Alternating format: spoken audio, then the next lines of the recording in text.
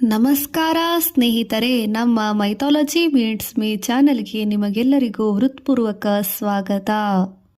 ಈಗ ನಾವು ತಿಳಿಯಲಿರುವ ವಿಷಯ ವರಮಹಾಲಕ್ಷ್ಮಿ ಪೂಜೆಯ ವಿಧಿ ವಿಧಾನ ಮತ್ತು ಅದರ ಮಹತ್ವ.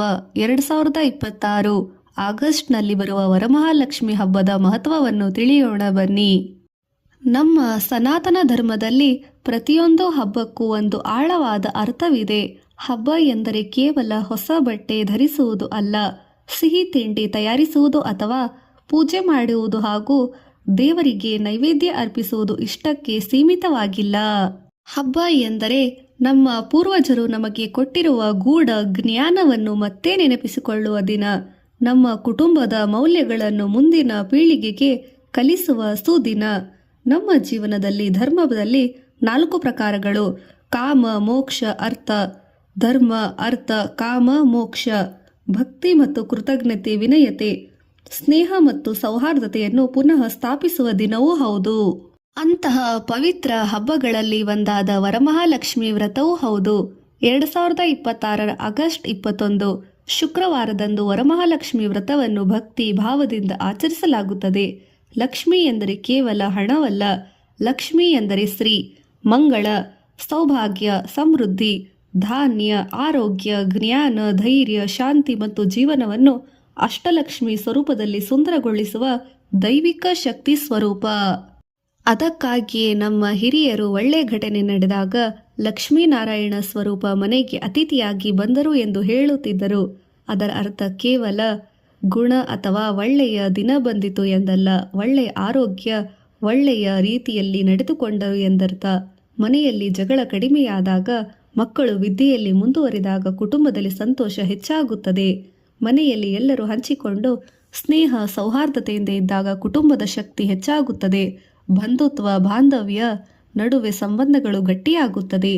ಇವೆಲ್ಲವೂ ಲಕ್ಷ್ಮೀ ತತ್ವದ ಅಭಿವ್ಯಕ್ತಿಗಳೇ. ಇಂದಿನ ಈ ವಿಶೇಷ ವಿಡಿಯೋದಲ್ಲಿ ನಾವು ತಿಳಿದುಕೊಳ್ಳೋಣ ಬನ್ನಿ. ವರಮಹಾಲಕ್ಷ್ಮಿ ಯಾರು? ವೇದಗಳಲ್ಲಿ ಸ್ತ್ರೀ ತತ್ವವೇನು? ಶ್ರೀ ಸೂಕ್ತದಲ್ಲಿ ಲಕ್ಷ್ಮೀ ದೇವಿಯ ಮಹಿಮೆ ಹೇಗೆ ವಿವರಿಸಲಾಗಿದೆ? ಶ್ರೀಹರಿ ಮತ್ತು ಮಹಾಲಕ್ಷ್ಮಿಯ ಸಂಬಂಧವೇನು? ಕ್ಷೀರಸಾಗರದ ಮಂಥನದ ಆಂತರಿಕ ಅರ್ಥವೇನು? ಚಾರುಮತಿಯ ಕಥೆ ನಮಗೆ ಏನು ಕಲಿಸುತ್ತದೆ? ಅಷ್ಟಲಕ್ಷ್ಮಿ ಎಂದರೇನು? ವರಮಹಾಲಕ್ಷ್ಮಿ ಪೂಜೆಯಲ್ಲಿ ಕಲಶಕ್ಕೆ ಏಕೆ ಮಹತ್ವ? ವ್ರತದಾರವನ್ನು ಏಕೆ ಕಟ್ಟುತ್ತಾರೆ ಮತ್ತು ಇಂದಿನ ಆಧುನಿಕ ಜೀವನದಲ್ಲಿ ಈ ಹಬ್ಬದ ನಿಜವಾದ ಅರ್ಥವೇನು? ಬನ್ನಿ ತಿಳಿದುಕೊಳ್ಳೋಣ. ಭಕ್ತಿ ಜ್ಞಾನದೊಂದಿಗೆ ಈ ಪವಿತ್ರ ವಿಷಯವನ್ನು ತಿಳಿದುಕೊಂಡು ನಮ್ಮ ಮನೆಯಲ್ಲಿಯೂ ಸಹ ಮಹಾಲಕ್ಷ್ಮಿ ದೇವಿಯ ಕೃಪೆಯನ್ನು ದೊರಕಲಿ ಎಂದು ಪ್ರಾರ್ಥಿಸಿ ಶ್ರೀ ಗಣೇಶನನ್ನು ವಂದಿಸೋಣ. ವರಮಹಾಲಕ್ಷ್ಮಿ ಎಂದರೆ ಯಾರು? ಮೊದಲಿಗೆ ವರಮಹಾಲಕ್ಷ್ಮಿ ಎಂಬ ಹೆಸರಿನ ಅರ್ಥವನ್ನು ತಿಳಿದುಕೊಂಡು, ವರ ಎಂದರೆ ವರವನ್ನು ನೀಡುವವಳು ತಾಯಿ. ಮಹಾ ಎಂದರೆ ಶ್ರೇಷ್ಠವಾದ ಮಹತ್ತರವಾದ ಲಕ್ಷ್ಮಿ. ಲಕ್ಷ್ಮಿ ಎಂದರೆ ಶ್ರೀ, ಮಂಗಳ, ಸಮೃದ್ಧಿ ಮತ್ತು ಸೌಭಾಗ್ಯದ ದೈವಿಕ ಶಕ್ತಿ. ಹೀಗಾಗಿ ವರಮಹಾಲಕ್ಷ್ಮಿ ಎಂದರೆ ಭಕ್ತರಿಗೆ ವರ ಮತ್ತು ಮಂಗಳವನ್ನು ಅನುಗ್ರಹಿಸುವ ಮಹಾಲಕ್ಷ್ಮಿಯ ಆರಾಧನಾ ಸ್ವರೂಪ. ವೈಷ್ಣವ ಪರಂಪರೆಯಲ್ಲಿ ಮಹಾಲಕ್ಷ್ಮಿ ದೇವಿಯನ್ನು ಶ್ರೀಮನ್ನಾರಾಯಣನ ದಿವ್ಯ ಸಹಧರ್ಮಿಣಿ ಎಂದು ಕರೆಯುತ್ತಾರೆ. ವಿಷ್ಣು ಜಗತ್ತಿನ ಪಾಲನೆ, ಪೋಷಣೆ ಮತ್ತು ಧರ್ಮದ ರಕ್ಷಣೆ ತತ್ವವನ್ನು ಪ್ರತಿನಿಧಿಸಿದರೆ, ಲಕ್ಷ್ಮೀ ದೇವಿಯು ಶ್ರೀ ಮತ್ತು ಸಮೃದ್ಧಿಯ ಶಕ್ತಿಯನ್ನು ಪ್ರತಿನಿಧಿಸುತ್ತಾರೆ. ಆದ್ದರಿಂದ ನಾವು ಹೇಳುತ್ತೇವೆ, ಶ್ರೀಮನ್ನಾರಾಯಣ. ಇಲ್ಲಿ ಶ್ರೀ ಎಂಬುದು ಲಕ್ಷ್ಮೀ ತತ್ವವನ್ನು ಸೂಚಿಸುತ್ತದೆ, ನಾರಾಯಣ ಪರಮಾತ್ಮನನ್ನು ಸೂಚಿಸುತ್ತದೆ. ಇದು ನಮಗೆ ಒಂದು ಮಹತ್ವದ ಜೀವನದ ಪಾಠವನ್ನು ಕಲಿಸುತ್ತದೆ. ಇದರಲ್ಲಿ ಸ್ತ್ರೀ ಮತ್ತು ಪುರುಷರು ಒಂದೇ ಎಂಬ ಭಾವನೆಯನ್ನು ಮೂಡಿಸುತ್ತದೆ. ಸಂಪತ್ತು ಮಾತ್ರ ಇದ್ದರೆ ಜೀವನ ಸಂಪೂರ್ಣವಾಗುವುದಿಲ್ಲ. ಸಂಪತ್ತಿನೊಂದಿಗೆ ಧರ್ಮ ಬೇಕು, ಜ್ಞಾನದೊಂದಿಗೆ ವಿನಯ ಬೇಕು, ಶಕ್ತಿಯೊಂದಿಗೆ ಜವಾಬ್ದಾರಿ ಬೇಕು, ಐಶ್ವರ್ಯದೊಂದಿಗೆ ದಾನ ಬೇಕು ಮತ್ತು ಕುಟುಂಬದೊಂದಿಗೆ ಪ್ರೀತಿ, ಬಾಂಧವ್ಯ, ಸ್ನೇಹ ಬೇಕು. ಇದೇ ಶ್ರೀಹರಿ ವರಮಹಾಲಕ್ಷ್ಮಿಯ ತತ್ವದ ಆಂತರಿಕ ಸಂದೇಶ. ಲಕ್ಷ್ಮಿ ಎಂಬ ಪದದ ಅರ್ಥ ವಿಶಾಲವಾಗಿದೆ. ನಾವು ಸಾಮಾನ್ಯವಾಗಿ ಲಕ್ಷ್ಮಿ ಎಂದರೆ ಹಣ ಎಂದು ಭಾವಿಸುತ್ತೇವೆ. ಆದರೆ ಬಾಹ್ಯಿಕ ಭಾವನೆ. ಭಾರತೀಯ ತತ್ವಶಾಸ್ತ್ರದಲ್ಲಿ ಸ್ತ್ರೀ ಎಂಬುದ ಪರಿಕಲ್ಪನೆ ಬಹಳ ವಿಶಾಲವಾಗಿದೆ.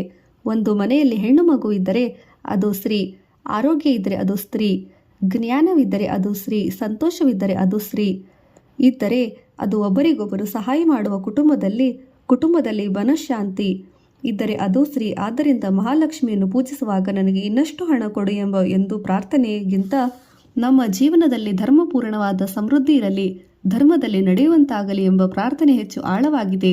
ಭಕ್ತಿ ಭಾವನೆಯನ್ನು ಕೊಡು ಎಂದು ಕೇಳಬೇಕು, ಏಕೆಂದರೆ ಹಣವನ್ನು ಸಂಪಾದಿಸುವುದು ಒಂದು ಕೌಶಲ್ಯ, ಆದರೆ ಹಣವನ್ನು ಧರ್ಮದಿಂದ ಸಂಪಾದಿಸುವುದು ಒಂದು ಮೌಲ್ಯ. ಹಣವನ್ನು ಸರಿಯಾಗಿ ಧರ್ಮದಲ್ಲಿ ಬಳಸುವುದು ಒಂದು ಜವಾಬ್ದಾರಿ.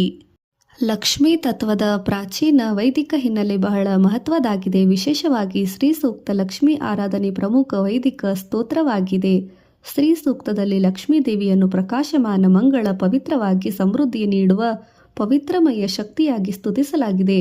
ಹೀಗೆ ಪ್ರಸಿದ್ಧ ಮಂತ್ರದಲ್ಲಿ ಒಂದಾದ ಹಿರಣ್ಯವರ್ಣಾನಾಂ ಹರಿಣೀಂ ಸುವರ್ಣ ರಜತಾಸ್ರಜಾಂ ಚಂದ್ರಾಂ ಹಿರಣ್ಯಂ ಹೀಂ ಲಕ್ಷ್ಮೀ ಜಾತವೇದೋಂ ಆವಹ. ಅರ್ಥ: ಓ ಜಾತವೇದ ಅಗ್ನಿದೇವನೇ, ಚಿನ್ನದಂತೆ ಪ್ರಕಾಶಮಾನವಾದ ದಿವ್ಯ ತೇಜಸ್ಸುಗಳುಳ್ಳ ಲಕ್ಷ್ಮೀ ದೇವಿಯನ್ನು ನಮ್ಮ ಬಳಿಗೆ ಆಹ್ವಾನಿಸು ಎಂಬ ಅರ್ಥದಲ್ಲಿ ಮಂತ್ರಗಳನ್ನು ಹೀಗೆ ವರ್ಣಿಸಲಾಗಿದೆ. ಲಕ್ಷ್ಮೀ ದೇವಿಯ ಆರಾಧನೆಯಲ್ಲಿ ಪ್ರಕಾಶಕ್ಕೆ ಬಹಳ ಮಹತ್ವವಿದೆ. ಅದಕ್ಕಾಗಿ ದೀಪ ಹಚ್ಚುತ್ತೇವೆ. ಕತ್ತಲೆ ಹೋಗಿ ಬೆಳಕು ಬರಲಿ, ಅಜ್ಞಾನ ಹೋಗಿ ಜ್ಞಾನ ಬರಲಿ, ದಾರಿದ್ರ್ಯತೆ ಹೋಗಿ ಸಮೃದ್ಧಿ ಬರಲಿ, ಭಯ ಹೋಗಿ ಧೈರ್ಯ ಬರಲಿ, ಅಶಾಂತಿ ಹೋಗಿ ಶಾಂತಿ ಬರಲಿ. ಇದು ಕೇವಲ ಹೊರಗಿನ ದೀಪದ ಅರ್ಥವಲ್ಲ, ನಮ್ಮ ಮನಸ್ಸಿನೊಳಗಿನ ಜ್ಞಾನ ದೀಪವನ್ನು ಬೆಳಗುವ ಸಂಕೇತ. ಶ್ರೀಹರಿ ಮಹಾಲಕ್ಷ್ಮಿಯನ್ನು ಇನ್ನು ಶ್ರೀಹರಿ ಮಹಾಲಕ್ಷ್ಮಿಯ ಸಂಬಂಧವನ್ನು ನೋಡೋಣ. ಶ್ರೀಹರಿ ಎಂದರೆ ವಿಷ್ಣು. ವಿಷ್ಣುವಿನ ಪ್ರಮುಖ ತತ್ವವನ್ನು ಅರಿಯೋಣ. ನಾರಾಯಣ ವಿಷ್ಣುವಿನ ಕೆಲಸ ಲೋಕಪಾಲನೆ ಮತ್ತು ಧರ್ಮ ರಕ್ಷಣೆ. ಭಗವದ್ಗೀತೆಯಲ್ಲಿ ಶ್ರೀಕೃಷ್ಣನು ಹೇಳುತ್ತಾನೆ, ಪರಿತ್ರಾಣಾಯ ಸಾಧೂನಾಂ ವಿನಾಶಾಯ ಚ ದುಷ್ಕೃತಾಂ ಧರ್ಮ ಸಂಸ್ಥಾಪನಾರ್ಥಾಯ ಸಂಭವಾಮಿ ಯುಗೆ ಯುಗೆ. ಅರ್ಥ: ಸಜ್ಜನರ ರಕ್ಷಣೆಗಾಗಿ, ದುಷ್ಟರ ನಾಶಕ್ಕಾಗಿ, ಧರ್ಮದ ಸ್ಥಾಪನೆಗಾಗಿ ನಾನು ಯುಗಯುಗಗಳಲ್ಲಿ ಅವತರಿಸುತ್ತೇನೆ. ಇದನ್ನು ಲಕ್ಷ್ಮೀ ತತ್ವದೊಂದಿಗೆ ನೋಡಿದಾಗ ಒಂದು ಮಹತ್ವದ ಸಂದೇಶ ಸಿಗುತ್ತದೆ. ಸೀತಾರಾಮರಾಗಿ ಮತ್ತು ರಾಧಾಕೃಷ್ಣರಾಗಿ ಲಕ್ಷ್ಮೀನಾರಾಯಣರೇ ಜನಿಸಿ ಜಗತ್ತಿನಲ್ಲಿ ಲೀಲಾಭಾಗವನ್ನು ಮಾಡುತ್ತಾರೆ. ಧರ್ಮವಿಲ್ಲದೆ ಸಂಪತ್ತು ಶಾಶ್ವತವಲ್ಲ. ಸಂಪತ್ತನ್ನು ಗಳಿಸುವುದಕ್ಕಿಂತ ಹೇಗೆ ಬಳಸುತ್ತೇವೆ ಎಂಬುದು ಬಹಳ ಮುಖ್ಯ. ಅದಕ್ಕಿಂತಲೂ ಮುಖ್ಯ, ಅದನ್ನು ಹೇಗೆ, ಯಾವ ರೀತಿಯಲ್ಲಿ ಧರ್ಮ ಮಾರ್ಗದಲ್ಲೋ ಅಧರ್ಮದಲ್ಲೋ ಬಳಸುತ್ತೇವೆ ಎಂಬುದು. ಒಬ್ಬ ವ್ಯಕ್ತಿ ಬಹಳ ಹಣ ಗಳಿಸಬಹುದು, ಆದರೆ ಅವನು ಅದರಿಂದ ಕುಟುಂಬವನ್ನು ಪಾಲನೆ ಪೋಷಣೆ ಮಾಡಿ, ಅಗತ್ಯವಿರುವವರಿಗೆ ಸಹಾಯ ಮಾಡಿ, ಧರ್ಮ ಕಾರ್ಯ ಸಮಾರಂಭಗಳಿಗೆ ಬಳಸಿದರೆ ಅದು ಲಕ್ಷ್ಮೀ ತತ್ವದ ಸಾರ್ಥಕತೆಯ ಸಂಕೇತ. ಕ್ಷೀರಸಾಗರ ಮಂಥನದಲ್ಲಿ ಉದ್ಭವಿಸಿದ ದೇವಿ ಮಹಾಲಕ್ಷ್ಮಿ. ಈಗ ಪುರಾಣಗಳಲ್ಲಿ ಪ್ರಸಿದ್ಧವಾದ ಕಥೆಯೊಂದಿಗೆ ಹೋಗೋಣ. ಕ್ಷೀರಸಾಗರದ ಮಂಥನ. ದೇವತೆಗಳು ಮತ್ತು ಅಸುರರು ಅಮೃತವನ್ನು ಪಡೆಯಲು ಕ್ಷೀರಸಾಗರವನ್ನು ಮಂಥಿಸಲು ನಿರ್ಧರಿಸಿದರು. ಮಂದ್ರಾಚಲ ಪರ್ವತವನ್ನು ಮಂಥನವಾಗಿ ದಂಡವಾಗಿ ಬಳಸಿದರು. ವಾಸುಕಿ ನಾಗವನ್ನು ಹಗ್ಗವಾಗಿ ಬಳಸಿದರು. ಆದರೆ ಮಂದ್ರಾಚಲ ಪರ್ವತವು ಸಮುದ್ರದಲ್ಲಿ ಮುಳುಗಲು ಆರಂಭಿಸಿತು. ಆಗ ಶ್ರೀಹರಿಯು ಕೂರ್ಮಾವತಾರವನ್ನು ಧರಿಸಿ ಪರ್ವತಕ್ಕೆ ಆಧಾರವಾದನು. ಮಂಥನ ಆರಂಭವಾಯಿತು. ಆ ಮಂಥನದಲ್ಲಿ ಮೊದಲಿಗೆ ವಿಷ ಬಂದಿತು ಮತ್ತು ಅನೇಕ ದಿವ್ಯ ವಸ್ತುಗಳು ಮತ್ತು ಶಕ್ತಿಗಳು ಪ್ರಕಟವಾದವು. ಅವುಗಳಲ್ಲಿ ಒಂದು ವರಮಹಾಲಕ್ಷ್ಮಿ, ನಮ್ಮ ಮಹಾಲಕ್ಷ್ಮಿಯ ಪ್ರತ್ಯಕ್ಷ ಸ್ವರೂಪ. ಅದಕ್ಕೆ ಮಹತ್ವವಾಗಿದೆ.